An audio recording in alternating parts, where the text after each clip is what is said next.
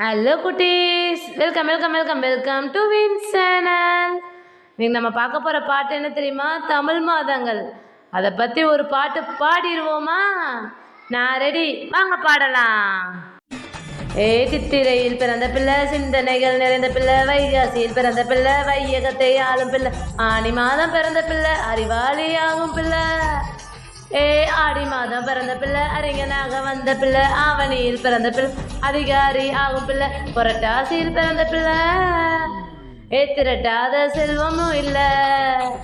ஐப்பசியில் பிறந்த பிள்ளை, அற்புதமாய் பதிக்கும் புள்ள, கார்த்திகையில் பிறந்த பிள்ளை, கணித மேதை ஆகும் பிள்ளை.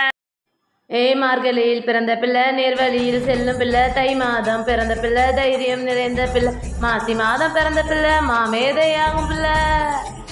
பங்குனியில் பிறந்த பிள்ளை, பாரதமே போற்றும் பிள்ளை, எந்த மாதம் பிறந்தால் அது நல்ல மாதம் பிள்ளைகளே.